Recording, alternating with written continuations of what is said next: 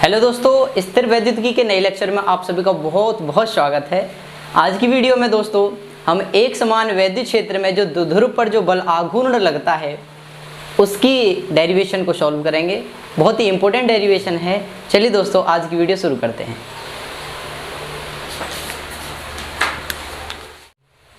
चलिए दोस्तों, ये मेरा कोई वैद्युत क्षेत्र है।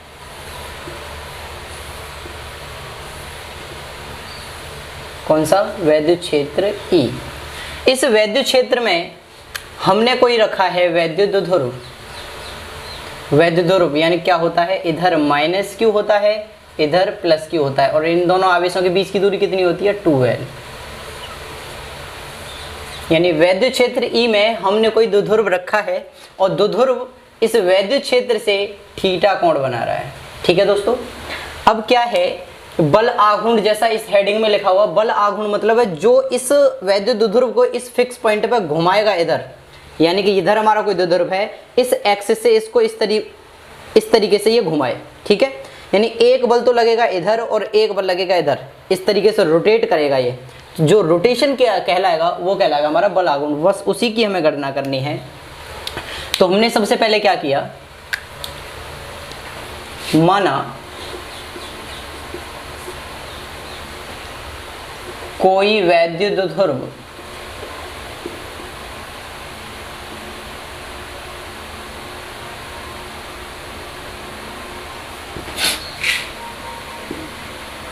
वैद्युत क्षेत्र E से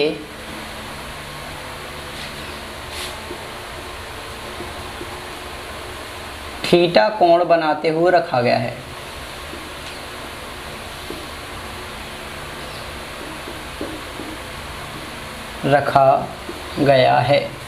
ठीक है दोस्तों। अब सबसे पहली बात, जो प्लस क्यू आवेश के कारण, यानी प्लस क्यू आवेश के कारण जो इधर बल लगेगा वो कौन सा लगेगा? यानी बल लगेगा प्लस क्यू आवेश के कारण इधर की साइड। कौन सा? E Q. क्योंकि वैद्युत क्षेत्र वाले चैप्टर में हमने पढ़ाया था कि जो एफ होता है वो होता है ई क्यू। किस तरीके से निकाला था? जब हमने ई वैद्युत क्षेत्र निकाला था, कहाँ से? एफ अपॉन क्यू से। ई वैद्युत क्षेत्र E निकाला था जब हमने F अपॉन क्यू से। यहाँ से यदि हम F निकालें तो क्या हो जाएगा? F is equal to E into Q. ठीक है दोस्तों। सेम ऐसे ही प्लस क्यू आवेश के कारण ई क्यू इधर की तरफ लगेगा और माइनस क्यू आवेश के कारण ई क्यू इधर की तरफ लगेगा, यानी कि E into Q. E into Q क्या है यहाँ पे? F माइनस क्यू के कारण, और ई क्यू क्या है यहाँ पे? F प्लस क्यू के कारण। ठीक है दोस्तों। इसके बाद दोस्तों द्विध्रुव के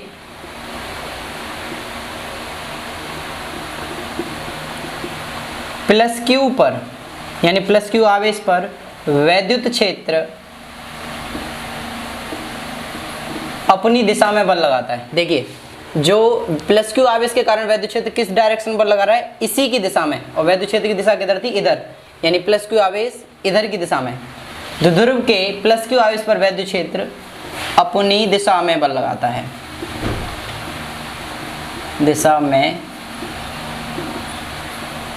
बल लगाता है। और बल कौन सा है? F plus Q is equal to E into Q. ठीक है दोस्तों। सेम ऐसे ही फिर माइनस क्यू आवेश पर जो वैद्युत क्षेत्र है वो अपने से विपरीत दिशा में बल लगाता है। उसको भी नोट कर देता हूं मैं। द्विध्रुव के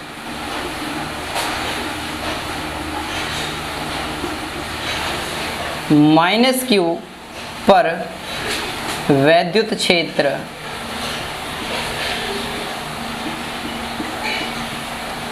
अपने से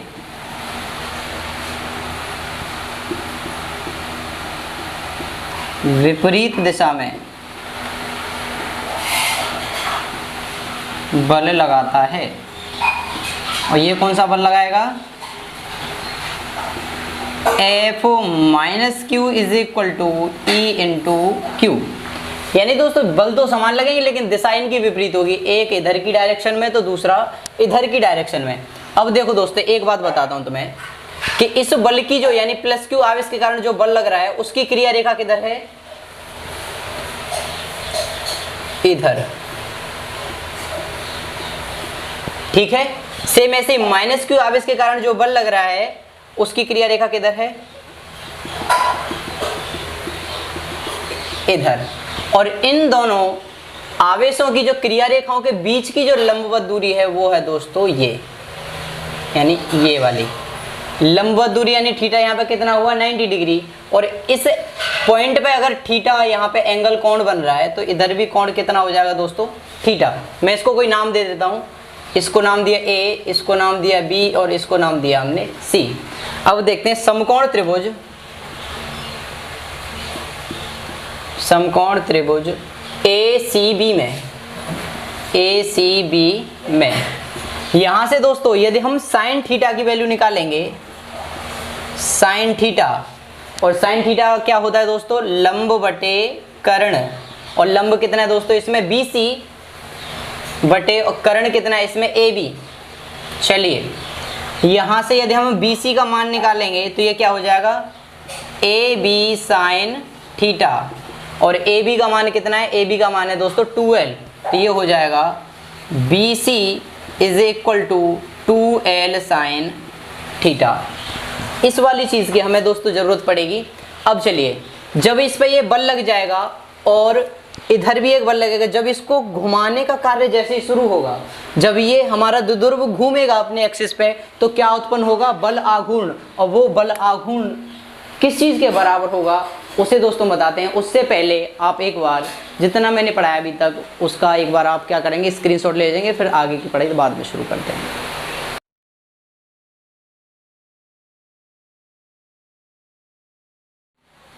चलिए दोस्तों यहाँ से आगे इधर शुरू करते हैं।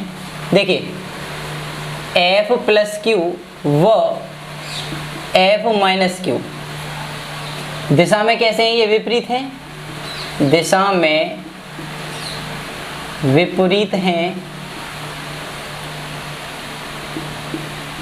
तथा इनकी क्रिया रेखा भी, क्रिया रेखा जो अभी हमने निकाली थी दोनों रेखाओं के बीच की लंबवत दूरी, क्रिया रेखा भी विपरीत है। और जब इनकी क्रिया रेखा विपरीत है तो ये क्या उत्पन्न करेंगे, इसलिए ये एक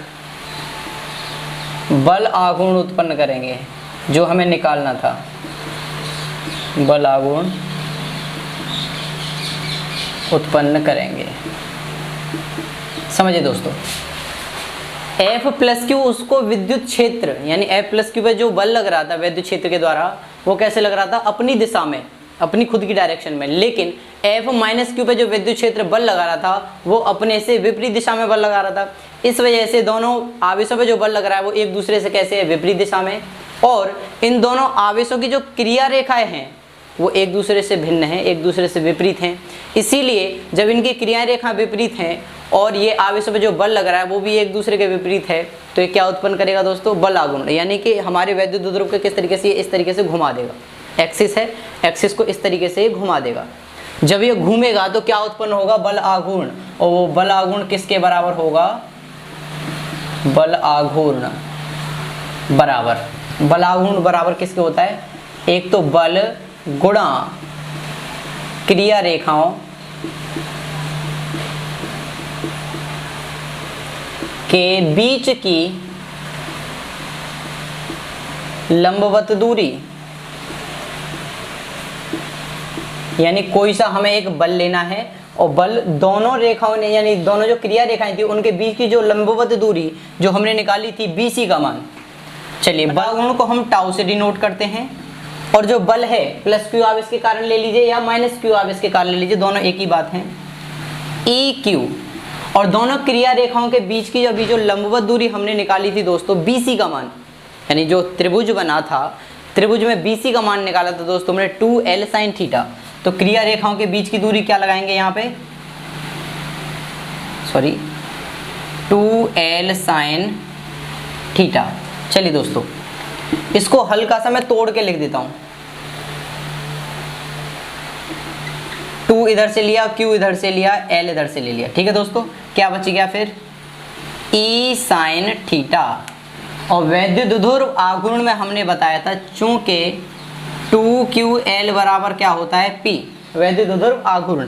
तो इस वाले समीकरण यानी कि समीकरण 1 में हम क्या चेंज करेंगे, tau is equal to 2ql की जगह पे हमने रख दिया 2ql की जगह पे रख दिया p इंटू ई फिर साइन थीटा। यही निकल के आया है दोस्तों एक समान वैद्युत क्षेत्र में जो हमने द्विध्रुव रखा था उस द्विध्रुव पर जो बल आघूर्ण लगा था। दोस्तों एक बार इसका स्क्रीनशॉट ले लीजिए, डेरिवेशन हमारी कंप्लीट हो गई है।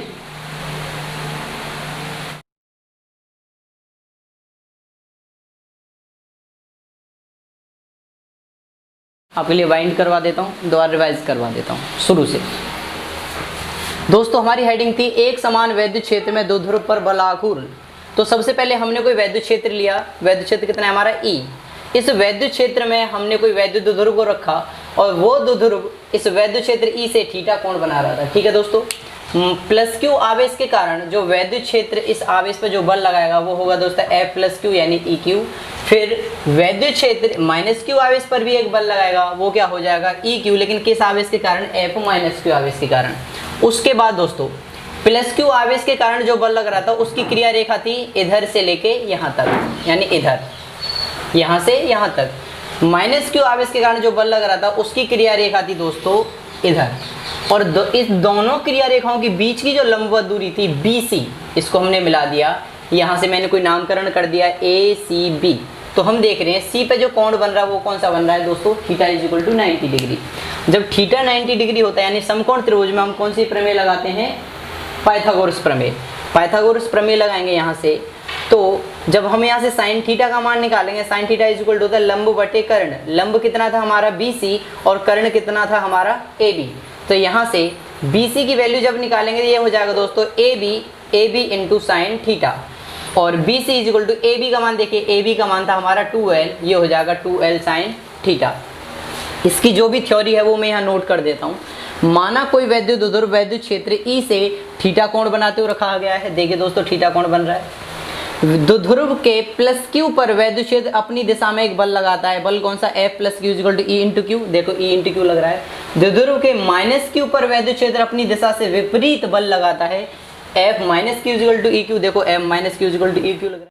उसके बाद देखिए दोस्तों F प्लस क्यू व F माइनस क्यू दिशा में विपरीत हैं, जैसा मैंने अभी बताया था दिशा में विपरीत हैं, तथा इनकी क्रिया रेखाएं भी एक दूसरे के विपरीत हैं। जब इनकी क्रिया रेखाएं एक दूसरे के विपरीत हैं, दिशा में भी विपरीत हैं, तो एक बल लगाएगा इधर और एक बल लगाएगा इधर, यानी इस तरीके से हमारा वैद्युत ध्रुव घूमेगा।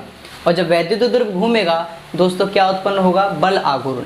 और ये बल आघूर्ण किसके बराबर होता है दोस्तों, बल आघूर्ण इज इक्वल टू बल, यानी जो भी बल लग रहा है और दोनों क्रिया रेखाओं के बीच की जो लंबवत दूरी होती है उन दोनों का यदि हम गुणनफल कर दें तो वो किसके बराबर होता है, बल आघूर्ण के बराबर होता है। तो बल आघूर्ण को दोस्तों हम रिप्रेजेंट करते हैं टाउ से। टाउ इज इक्वल टू बल निकाला था हमने EQ, और दोनों क्रिया रेखाओं के बीच की दूरी BC का मान हमने निकाला था दोस्तों 2L साइन थीटा। इसको हल्का सा तोड़ दिया, देखो 2 लिखा है, Q फिर उसके बाद लिखा है, L इसके बाद लिखा है, E को इधर लिख दिया है साइन थीटा, जो का तो यानी इधर से उधर कर दिया है। क्योंकि हमने पढ़ा था दोस्तों वैद्युत ध्रुव आघूर्ण P इज इक्वल टू होता है 2QL, तो 2QL is equal to P, और 2QL की जगह पे हमने क्या रख दिया यहाँ पे दोस्तों, P रख दिया, E का E साइन थीटा का साइन थीटा, यानी टाउ इज इक्वल टू निकल के आया PE साइन थीटा, जहाँ पे P क्या है दोस्तों, वैद्युत ध्रुव आघूर्ण है, टाउ क्या है, बल आघूर्ण है, E क्या है, वैद्युत क्षेत्र है, और थीटा क्या है दोस्तों, वैद्युत ध्रुव का वैद्युत क्षेत्र संबंध कोण। आई होप दोस्तों ये लेक्चर आपको बहुत पसंद आया होगा और ये अच्छे से समझ भी आया होगा। इस वीडियो को ज़्यादा से ज़्यादा अपने फ्रेंड सर्कल तक शेयर करें ताकि वो बच्चे भी आराम से और बहुत अच्छे से पढ़ सकें। मेरे चैनल को सब्सक्राइब जरूर कर लेना। और इस चैनल पे आपको 12th क्लास क्या, जब 12th क्लास के लेक्चर ख़त्म हो जाएंगे तो उसके बाद सारी क्लास के लेक्चर एक एक करके सारे लेक्चर आपको मैं प्रोवाइड करवा दूँगा। Thank you and thanks for watching.